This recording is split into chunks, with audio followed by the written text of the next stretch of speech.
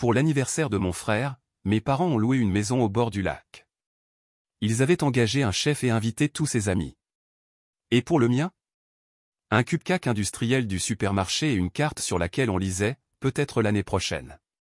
Quand je n'ai rien dit, ma mère m'a lancé un sourire narquois « Ne sois pas si sensible ». J'ai simplement pris une photo de mon cadeau et réservé un vol, le soir même. Mon père m'a écrit « Où es-tu passé ?» Je m'appelle Alvaro, j'ai 27 ans, et j'ai toujours été le silencieux de la famille. Pas vraiment timide, ni comme une fleur fanée, plutôt du genre à avoir compris très tôt que dire ce qu'on pense, ça s'accompagne souvent d'un regard désapprobateur, d'un rire moqueur, ou d'un « sois moins sensible » lancé par maman. Peut-être n'a-t-il pas toujours été ainsi ou alors, enfant, je ne le remarquais pas. Mais aujourd'hui c'est évident. Surtout cette année, pour mon anniversaire, lorsque tout ce que j'avais accumulé en moi depuis si longtemps a fini par déborder. Laisse-moi revenir un instant en arrière. Mon petit frère, Hugo, a eu 25 ans en mars. Nos parents lui ont organisé ce qu'on ne pourrait appeler autrement qu'un week-end de luxe, une superbe maison en verre au bord d'un lac, à 3 heures de la ville. Terrasse panoramique, jacuzzi, feu de camp, pont privé, tout y était. Ils ont même payé le billet d'avion de 2 de ses amis, venus d'une autre région, et embauché un chef pour les régaler tout le week-end. Les photos étaient partout sur Facebook. Maman les a publiées avec la légende tellement fière de notre garçon, fêtez Hugo comme il se doit ou il mérite le monde. Sur les images, il sablait le champagne, pêchait, jouait au poker, riait autour du feu. Une photo montrait Hugo seul, en guise de légende, un roi mérite un château. Je n'ai pas aimé voir ces photos. Je n'ai rien commenté, rien dit. Mais, pour la première fois, j'ai ressenti quelque chose de lourd dans la poitrine. Ce n'était pas vraiment de la jalousie. Plutôt une lente certitude qui s'installait, il ne ferait jamais ça pour moi. Pas par manque de moyens, mais parce qu'il ne penserait pas que je le mérite. Malgré tout, je n'ai rien dit. Hugo a toujours été l'enfant chéri, bruyant, charismatique, sociable sans effort. Moi, j'étais celui avec d'excellents bulletins, sage, invisible car je ne causais jamais de problème et préférais réviser tard le soir plutôt que m'enfuir en douce. Et, étrangement, ça me rendait transparent. Je croyais pourtant que, pour mon anniversaire, il ferait quand même un petit geste. Mon anniversaire était il y a 2 semaines, le 5 avril. J'avais délibérément laissé ma journée libre, au cas où. Pas de plan avec des amis, rien réservé de mon côté. Je ne voulais pas gâcher une éventuelle surprise. Vers 13 heures, j'ai reçu un message de maman. Passe à la maison quand tu veux aujourd'hui. Sec, sans point d'exclamation, sans bon anniversaire. J'ai soupiré mais je suis allé. Je me disais qu'elle voulait peut-être garder l'effet de surprise, même modeste, mais sincère. Je suis arrivé vers 15 heures. Hugo était affalé sur le canapé, collé à son téléphone. Papa, dehors, tondait la pelouse. Maman chantonnait dans la cuisine. Quand elle m'a vu, elle a souri comme si je venais un mardi ordinaire. « Ah, salut Alvaro, tu es là. » Je suis resté un instant sur le pas de la porte. « Tu m'as dit de passer, ai-je dit. » Elle a hoché la tête, s'est essuyé les mains puis a ouvert le frigo. « Je t'ai acheté un cupcake, » dit-elle en posant une petite pâtisserie générique de supermarché, nature, sans bougie, sur le plan de travail. Elle m'a tendu une carte toute blanche, déjà entr'ouverte. À l'intérieur, un bout de carton plié avec des lettres dorées, peut-être l'an prochain. C'est tout. Pas de message personnel, pas de blague. Juste ça. Hugo, lui, ne leva même pas les yeux. Un petit rire m'a échappé, plus d'incrédulité que d'humour. C'est tout? Ai-je demandé. Maman haussa les sourcils. Excuse-moi, mais tu m'offres un cupcake tout fait et une carte qui dit littéralement peut-être l'an prochain? Elle s'est appuyée contre le plan de travail, bras croisés. Alvaro, sois pas si susceptible. Tu es adulte, tu n'as plus besoin de tout ce cirque. Mais pour Hugo, vous avez organisé un vrai week-end, avec un chef privé, un chalet, et même une couronne roi d'anniversaire.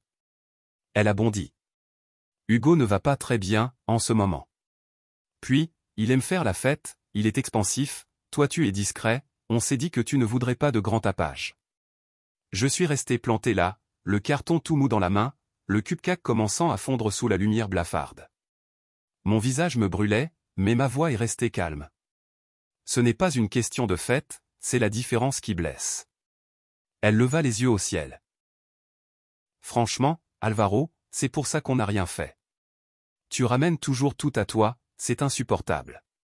Cette phrase-là, elle m'a touché au plus profond. Toute ma vie, je me suis répété que leurs gestes étaient bien intentionnés ou que j'exagérais sans doute. Mais là, tout est devenu limpide, le problème ne venait pas de moi. Il n'était jamais venu de moi. Je n'ai pas crié, ni même haussé le ton. J'ai simplement sorti mon téléphone, pris une photo du cupcake solitaire à côté de la carte, regardé ma mère et dit « Merci ». Je me suis retourné et je suis parti. J'ai repris la voiture jusqu'à mon appartement et, dans la foulée, réservé un vol pour Valence le lendemain. Cela faisait 2 ans que je mettais de l'argent de côté pour m'offrir des vacances, attendant le bon moment. Il était arrivé. Ce soir-là, en faisant ma valise, j'ai reçu un message de mon père. Pas de salutation, juste « Où es-tu passé ?» Je n'ai pas répondu. À la place, j'ai publié une photo sur Instagram. Moi dans le lounge de l'aéroport, billet à la main. Légende, retraite d'anniversaire, pas besoin de chef. Moins d'1 heure plus tard, Hugo a liké, puis ma cousine Nerea. J'ai ensuite vu que maman avait vu ma story. 10 minutes après, son nom s'est affiché, j'ai laissé sonner puis j'ai coupé l'appel. Je me suis installé, un verre à la main, et j'ai attendu le prochain bip. À peine quelques minutes. Encore un appel, puis un message, « Alvaro, ce n'est pas drôle, appelle-moi. » Mais je ne cherchais pas à être drôle. J'en avais simplement assez de vivre toujours dans l'ombre, pour une fois, je me choisissais en priorité, et Valence n'était qu'un début. Je suis arrivé tôt le lendemain matin, juste quand le soleil dorait les toits en terre cuite. L'air était vif, salin, mêlé de parfums de viennoiserie. J'ai inspiré, léger, pas comme en vacances. J'avais la sensation qu'un poids immense venait de quitter mes épaules, un poids que je portais depuis si longtemps qu'il était devenu invisible. L'hôtel que j'avais réservé était un petit coin niché entre 2 maisons roses délavées, dans le quartier d'Alhama. Les murs étaient biscornus, il y avait un balcon minuscule sur la ville, le matelas grinçait sous mon poids, le parquet était ancien mais bien entretenu et surtout, j'avais l'impression que cet endroit m'appartenait, qu'ici, personne n'attendait rien de moi, que personne n'avait déjà décidé de qui j'étais avant même de m'écouter. Je n'ai pas répondu au message de mes parents. Ni au début, ni après la 4e tentative. Je n'ai réagi que quand j'ai partagé dans ma story une photo d'un petit gâteau à la crème, avec la légende « Petit déjeuner de roi ». Là, le ton de leur message a changé, d'abord l'incompréhension « Tu es au Portugal ? C'est un voyage d'affaires ? Tu ne nous as rien dit. » Puis la culpabilité.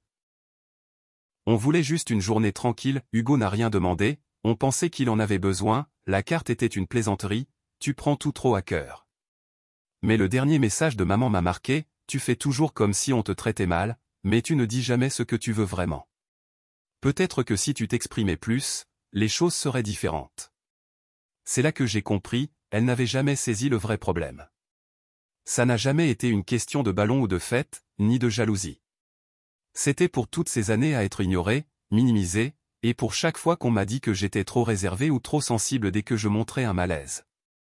C'était de les voir déployer tant d'efforts pour Hugo quand, moi, je devenais le bruit de fond où on ne me reconnaissait que quand cela arrangeait ou quand je refusais soudain le rôle qu'on m'avait assigné. La 2e nuit, je me suis assis paisiblement dans un petit bar, un verre à la main, pendant qu'une chanteuse, la voix nouée de larmes, interprétait derrière moi. Je fixais mon téléphone, la mélodie douce et douloureuse me berçait. Finalement, j'ai envoyé un message à mon père, je suis parti quelque part où je compte. Il n'a pas répondu tout de suite, mais le lendemain, j'ai reçu un SMS groupé de la part de Hugo, frérot, qu'est-ce qui se passe? Maman panique, elle croit que tu as disparu ou quoi, elle passe des coups de fil à tous les cousins pour savoir où tu es. Pourquoi tant de drame, c'était juste un cupcake, sérieux. Je n'ai pas non plus répondu à ce message. À la place, j'ai ouvert l'application Airbnb et prolongé mon séjour de 2 semaines de plus. J'ai commencé à dresser la liste des endroits que j'avais envie de visiter. Une folie, peut-être même faire un tour en Italie. Je n'avais même pas prévenu au travail que je serais absent aussi longtemps, mais après des années sans utiliser mes jours de congé, ils me le devaient, et moi, je me le devais à moi-même. Le 5e jour, l'ambiance à la maison avait changé. Ma tante Esther m'a écrit de nulle part, on m'a dit que tu étais en Europe, bravo, tu mérites qu'on te chouchoute un peu. Dis-moi si tu veux que la famille arrête de t'embêter. Puis un autre message est arrivé, de mon cousin aîné Roré, que je n'avais pas vu depuis des années, tonton, je me souviens de ton 18e anniversaire. On t'a donné une carte et une poignée de main. À Hugo, ils ont offert une voiture à cet âge. Je dis juste, tu n'es pas fou. J'ai fixé ce message un moment. Je n'étais pas fou, je n'exagérais pas. J'avais passé tellement de temps à normaliser le fait qu'on me traite comme un laissé-pour-compte que, lorsque j'ai osé hausser la voix, tout le monde a agi comme si j'avais perdu la tête. Mais il y a quelque chose de curieux avec la distance, elle donne de la perspective. Et ce que j'ai commencé à comprendre, en marchant dans des ruelles pavées et en regardant des couchers de soleil sur le Turia, c'est que peut-être n'avais-je jamais été le problème. Simplement, ils n'aimaient pas quand je cessais de jouer le rôle qu'ils attendaient de moi. Le 7e jour, les choses à la maison ont atteint un nouveau niveau d'hystérie. Maman a posté un statut critique sur Facebook, quand tes enfants disparaissent sans un mot, tu te demandes si le monde est à l'envers. Plus de 60 commentaires. Certains membres de la famille ont écrit, j'espère que tout va bien, appelle-moi. L'un d'eux m'a même tagué. Je n'ai pas répondu. À la place, j'ai posté une photo, moi dans un café, à la fenêtre, avec des lunettes de soleil et un sourire. La légende disait, parfois, le meilleur cadeau d'anniversaire, c'est la paix. 5 minutes plus tard, mon téléphone a sonné. Maman, encore. Je l'ai ignoré. Puis un autre message est arrivé, cette fois pas de mes parents ni de Hugo, mais de l'adresse mail professionnelle de papa, Alvaro, s'il te plaît, appelle-moi, ça devient hors de contrôle. Je me suis allongé. Pourquoi m'écrivait-il depuis son travail? Presque immédiatement, un autre message, de ma patronne, écoute, ta mère a appelé au bureau en disant que c'était urgent. Tout va bien? Mes mains se sont glacées. Non seulement il paniquait, mais il faisait monter les choses en impliquant des gens qui n'avaient rien à voir avec ça. Et soudain, je l'ai compris. Ce n'était plus à propos de mon anniversaire. C'était à propos de contrôle. De la façon dont il m'avait toujours surveillé, défini, enfermé dans une boîte. Et maintenant que je sortais de leur moule, ils voulaient me ramener de force, comme si je ne pouvais pas avoir une vie à moi, loin d'eux. J'ai pris une profonde inspiration, le cœur battant fort, et j'ai écrit un dernier message. Tu ne t'es pas inquiété quand j'étais chez toi avec un muffin. Ne commence pas maintenant. Je vais bien, mais je ne reviendrai pas en étant le même. Et je le pensais. Parce que l'ancienne version de moi, celle qui tolérait le silence, la minimisation, les reproches déguisés en blagues, cet Alvaro n'était pas venu dans ce voyage. Il était resté là-bas, avec ce muffin triste sur le comptoir. Mais celui qui buvait un expresso sous le soleil de Valence, lui, ne faisait que commencer. Et ce que j'ai fait ensuite a montré clairement que je ne demandais plus la permission. Le lendemain matin, je me suis réveillé avec une douzaine d'appels manqués, 2 de papa, 3 de maman, 1 de Hugo, le reste de numéros inconnus, probablement maman appelant depuis d'autres téléphones ou, pire, des membres de la famille qu'elle avait entraînés dans le drame. Mais ça ne m'importait plus. J'en avais assez d'être le fils obéissant qui maintenait toujours la paix, celui qui disait « ça va ». Alors que clairement, ça n'allait pas. Je n'allais pas revenir au même scénario où j'apparaissais, étais ignoré, et finissais par m'excuser. Après m'être brossé les dents, je suis descendu dans une petite boulangerie près de mon hôtel. La femme derrière le comptoir m'a salué comme chaque matin, chaleureuse, joyeuse, avec un sourire sincère. J'ai commandé 2 pâtisseries et un café, puis je me suis assis dehors. Le ciel était d'un bleu doux, parsemé de nuages, et la rue s'éveillait peu à peu, des voisins balayaient leurs Porsche, des enfants marchaient vers l'école, un homme vendait des livres depuis une charrette en bois. Je les observais avec une sorte d'envie silencieuse. Ces inconnus ne connaissaient ni mon nom, ni mon histoire, ni ce dont je fuyais, mais ils me traitaient mieux que ma propre famille. Cette prise de conscience m'a frappé plus fort que je ne l'imaginais. Cet après-midi-là, j'ai fait quelque chose que je n'avais jamais fait auparavant, j'ai éteint mon téléphone. Pas en mode silencieux, pas en mode « ne pas déranger », je l'ai complètement éteint. Je l'ai laissé dans la chambre d'hôtel et je suis sorti. J'ai marché pendant des heures dans des ruelles sinueuses et des places ouvertes, passant devant des églises anciennes et des fresques colorées.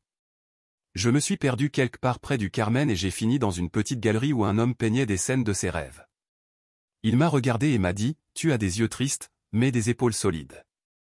J'ai ri et lui ai répondu que c'était probablement la chose la plus juste qu'on m'ait dite de toute l'année. Je n'ai pensé ni à maman, ni à papa, ni aux muffins, ni à Hugo et son escapade de luxe au lac. J'ai pensé à moi, à qui j'étais quand je ne me recroquevillais pas constamment pour rentrer dans l'espace qu'il me laissait. Ce soir-là, j'ai acheté un carnet. Sur la première page, j'ai écrit « Tu n'es pas égoïste en te choisissant toi-même ».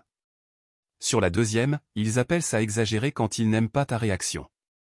Et sur la troisième, j'ai commencé une liste de toutes les fois où ils m'avaient mis de côté. Mon 18e anniversaire? Ils l'ont oublié jusqu'à l'heure du dîner. Ils m'ont donné une carte et un bon d'essence de 20 €. À Hugo, ils ont offert une fête avec des amis et un gâteau en forme de ballon de football. Ma remise de diplôme à l'université? Ils sont arrivés en retard et partis tôt pour un match de foot de Hugo, même si je prononçais le discours en tant que major de promotion. Noël, il y a 2 ans? J'ai acheté des cadeaux réfléchis pour chacun. Hugo a complètement oublié le mien.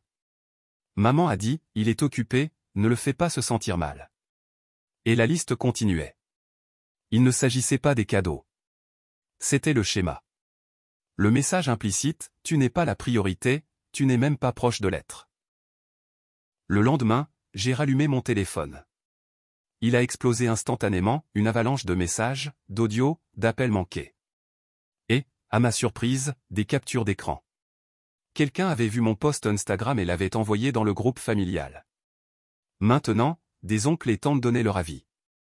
Certains étaient compréhensifs, Alvaro, je n'avais aucune idée, ce post m'a brisé le cœur. Tu as toujours été si discret, peut-être trop. J'aurais aimé dire quelque chose. D'autres, moins, s'enfuir et étaler les affaires familiales sur les réseaux sociaux, ce n'est pas adulte. Quel drame. Tout le monde a un muffin pour son anniversaire un jour ou l'autre. Et puis est arrivé le message qui a tout changé. Maman m'a envoyé une photo de mon ancienne chambre. Les meubles étaient déplacés, le lit avait disparu, mes livres étaient dans des cartons, le bureau remplacé par un tapis roulant. La légende disait. Je ne pensais pas que tu reviendrais, alors on a décidé d'utiliser l'espace. Pas un, je t'aime, pas un, reviens quand tu seras prêt, pas d'excuses. Juste ça, comme si j'étais un fardeau dont ils étaient heureux de s'être débarrassés. Je suis resté là, fixant l'écran, la mâchoire serrée, le cœur battant dans ma poitrine. Et à ce moment-là, quelque chose en moi s'est brisé. Ce n'était pas de la tristesse, ni de la colère. C'était quelque chose de plus froid, de plus clair, de la détermination. J'ai pris une profonde inspiration et j'ai écrit un seul message, pas besoin de faire de la place pour moi, j'ai déjà trouvé la mienne. Et puis j'ai fait quelque chose qu'il n'aurait jamais imaginé. Je suis allé sur mon compte bancaire. Pendant des années, j'avais épargné en silence, pendant que Hugo passait d'un boulot à l'autre, dépendant de papa et maman chaque fois que son loyer était dû. Moi, j'avais construit quelque chose de solide. Des investissements, une petite activité parallèle qui grandissait, un matelas financier de plus de 100 000 €. Et maintenant, j'allais l'utiliser. Pas seulement pour des billets d'avion et des pâtisseries, mais pour quelque chose de plus grand. Quelques appels, un peu de paperasse, et un saut dans le vide. À la fin de cette semaine-là, j'ai signé le contrat de location d'un petit appartement en plein centre de Valence. Des murs en briques, des fenêtres ouvertes, un coin pour écrire avec vue sur la rue. Ce n'était pas luxueux, mais c'était à moi. Et puis j'ai fait une chose de plus. J'ai rédigé un email. Un message simple, poli, sans colère, sans drame. Objet, lettre de démission. J'ai expliqué que je poursuivais de nouvelles opportunités à l'étranger et j'ai remercié pour tout ce que j'avais appris. Je n'ai pas mentionné maman, ni ses appels au bureau, ni à quel point c'était humiliant. Mais je pense que mon patron a compris. Sa réponse est arrivée 10 minutes plus tard. Tu vas nous manquer, Alvaro, mais bravo. Vis ta vie. Et c'était tout. Les liens étaient rompus. Fini les rappels d'anniversaires familiaux dans le calendrier. Fini de me présenter par obligation. Fini les explications sur pourquoi je ne faisais pas plus d'efforts. J'avais déjà tout donné, pendant des années, en silence, avec patience, avec amour. Et j'étais fatigué. Mais juste quand je pensais que l'histoire était terminée, que j'allais enfin avoir la paix, quelque chose s'est produit. Quelque chose qui m'a ramené en arrière. Quelque chose qui a fait que tous les appels, les reproches, le silence, semblaient être des jeux d'enfants en comparaison. Et quand j'ai découvert ce qu'ils avaient fait, j'ai compris qu'ils n'essayaient pas seulement de me faire revenir, ils faisaient comme si je n'avais jamais été là. Je l'ai su un jeudi matin comme un autre. Je venais de terminer ma promenade le long du fleuve, un café à la main, le soleil dans le dos. Ma vie était plus calme maintenant, plus sereine. Je m'étais habitué au rythme de Valence, comme s'il avait toujours été le mien. Je ne vérifiais plus mon téléphone toutes les quelques minutes, je ne sursautais plus à chaque vibration en me demandant quel nouveau chantage émotionnel allait arriver. J'avais appris à vivre dans la pause entre les respirations, à m'asseoir en silence sans avoir besoin de le combler. Mais ce matin-là, un courriel est arrivé dans ma boîte de réception. C'était Yvan, un vieil ami de l'université. Nous n'avions pas parlé depuis presque un an, mais je me souvenais qu'à une époque, il avait été proche de Hugo. L'objet était bref, j'ai vu ça, j'ai pensé que tu devais le savoir. Le courriel ne contenait qu'une phrase, ton frère a publié ça, avec en pièce jointe une capture d'écran d'une publication Facebook de Hugo. La légende disait, la famille, ce n'est pas celui qui part quand les choses deviennent difficiles, c'est celui qui reste. Je suis fier d'être là, aidant maman et papa à reconstruire après la trahison des Alvaro. En dessous, il y avait une photo, ma vieille chambre, repeinte d'une couleur de base stérile, les étagères vides. Mon diplôme universitaire, qui avait été accroché au mur pendant des années, n'était plus là. À sa place, une photo encadrée de Hugo serrant la main d'un entrepreneur local. La légende de cette image, nouveau départ. Les commentaires étaient encore pires. Tante Esther, très fière que tu aies pris les devants. Alvaro a toujours été différent. L'épouse de mon cousin Martha, ne pouvait-il pas simplement parler à la famille au lieu de disparaître comme ça? Quelle immature. Et le pire, de ma propre mère, parfois, le fils prodigue ne revient pas, mais le fils qui reste construit l'avenir. Mes mains se sont engourdies. J'ai lu cette phrase 5, 6, 7 fois. Non seulement il m'effaçait de la chambre, il réécrivait l'histoire. Soudain, je n'étais plus le fils discret et constant qui maintenait la paix. J'étais celui qui avait fui, celui qui les avait abandonnés, celui qui ne s'était pas soucié. Hugo n'était plus l'enfant chéri, il était le sauveur, le martyr, celui qui était resté pour aider maman et papa dans leurs moments difficiles. Un moment difficile qu'ils avaient eux-mêmes créé. Mais ce qui m'a le plus blessé, c'est ceci, il savait que je ne me défendrais pas publiquement. Il comptait là-dessus. Il savait que je détestais le drame, la confrontation, le spectacle. Il comptait sur le fait que je resterais à regarder en silence depuis l'autre côté de la mer pendant qu'il réécrivait la vérité. Et c'est alors que j'ai pris une décision. Fini le silence. Fini de disparaître pour maintenir la paix. J'ai ouvert mon ordinateur portable et j'ai commencé à écrire. Je n'ai pas rédigé une publication venimeuse ou pleine de rancune, ce n'est pas mon style. Mais j'ai écrit la vérité, calmement, soigneusement, comme quelqu'un qui, après des années de doute, pose enfin les preuves sur la table. Je l'ai publié, sans photo, juste des mots, pour ceux qui ont entendu une histoire à mon sujet, voici la mienne. Je n'ai pas fui. Je n'ai abandonné personne. J'ai simplement cessé d'essayer de gagner l'amour et le respect qui auraient dû m'être donnés librement par ceux qui m'ont élevé. Pour l'anniversaire de mon frère, nos parents ont loué une maison au bord du lac, engagé un chef privé et l'ont célébré comme un roi. Pour le mien, j'ai reçu un simple cupcake de supermarché et une carte qui disait « peut-être l'année prochaine ». Quand j'ai exprimé que cela me faisait mal, on m'a dit que j'étais trop sensible. J'ai pris une photo du cadeau, je suis parti en silence et j'ai réservé un vol pour Valence. Cette décision n'était pas un caprice, c'était une limite. Pendant des années, j'ai joué le rôle qu'ils attendaient de moi. Discret, serviable, facile à vivre. J'ai vu comment ils ignoraient mes réussites, minimisaient mes succès, rejetaient mes sentiments. Et pourtant, je suis resté loyal. Je leur ai donné le bénéfice du doute. Je me suis toujours présenté. Jusqu'à ce que je comprenne que continuer à se présenter pour des gens qui ne le font jamais pour vous n'est pas de la noblesse, c'est de l'abandon de soi-même. Depuis que je suis parti, j'ai reçu des dizaines de messages, certains gentils, d'autres cruels. À ceux qui disent que j'aurais dû parler, je l'ai fait, plusieurs fois. Cela n'a simplement jamais compté. Jusqu'à ce que je cesse de jouer leur jeu. Je n'ai besoin ni de pitié ni d'applaudissements. Je veux juste que la vérité existe quelque part, là où elle ne soit pas polluée par des chantages émotionnels ou des demi-vérités. Je n'ai pas fui. J'ai choisi la paix. Et parfois, choisir la paix signifie s'éloigner de ceux qui refusent de vous voir clairement. J'ai cliqué sur « Publier ». Et ensuite j'ai éteint mon téléphone pendant 2 jours. Quand je l'ai rallumé, je n'étais pas préparé à ce que j'ai vu. Des centaines de commentaires, des dizaines de messages. Mon histoire avait été partagée, capturée, republiée.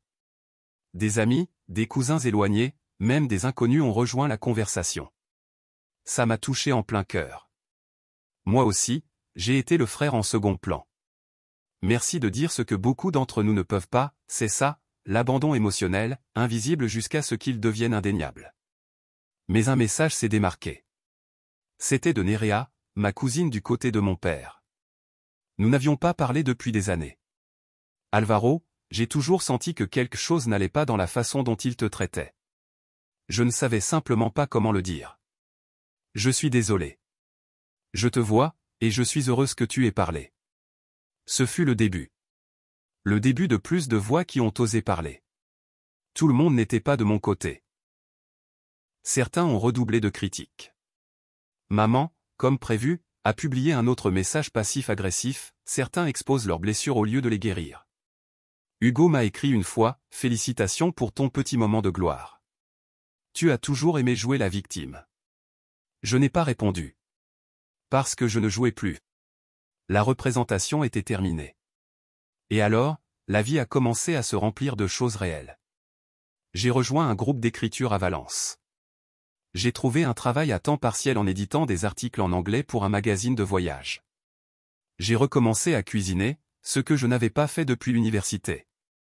J'ai fait des amis. De vrais amis, qui ne savaient rien de Hugo, du cupcake ou de la maison où je vivais autrefois. Des amis qui riaient avec mes blagues, pas de moi. Qui m'invitaient sans rien attendre en retour. Qui m'écoutaient quand je parlais. 1 mois après que la publication soit devenue virale, j'ai reçu un courriel d'une maison d'édition. Ils avaient lu mon histoire et voulaient discuter de la possibilité d'en faire un livre. Au début, j'ai hésité. Mais ensuite, je me suis souvenu de tous les messages que j'avais reçus, de gens disant que j'avais mis en mots ce qu'ils ressentaient depuis des années. Peut-être que mon histoire n'était pas seulement la mienne. Peut-être était-elle un miroir pour d'autres. Et peut-être, juste peut-être, ma voix, autrefois jugée trop silencieuse, était enfin assez forte pour compter. J'ai accepté l'accord.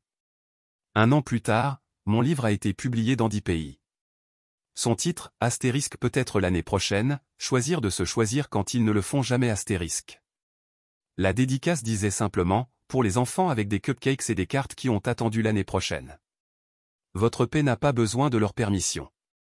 Mes parents ne m'ont jamais recontacté. Hugo l'a fait une fois.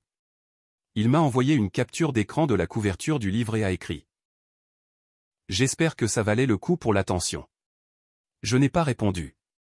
Parce que ce n'était pas une question d'attention. C'était une question de vérité. Et la vérité, quand elle est dite clairement, résonne dans des endroits où le silence n'a jamais pu pénétrer. Et me voici, vivant dans un appartement baigné de soleil, dans une rue calme de Valence. Écrivant, riant, aimant. Pas bruyamment, pas parfaitement, mais pleinement. Enfin. Et quand arrive le 5 avril chaque année, je n'attends plus de messages. Je m'achète le cupcake le plus gros et moelleux de la boulangerie, avec des bougies, des vermicelles colorées, et une carte écrite de ma main que je pose à côté. La carte dit, tu mérites qu'on te célèbre. Cette année, toutes les années.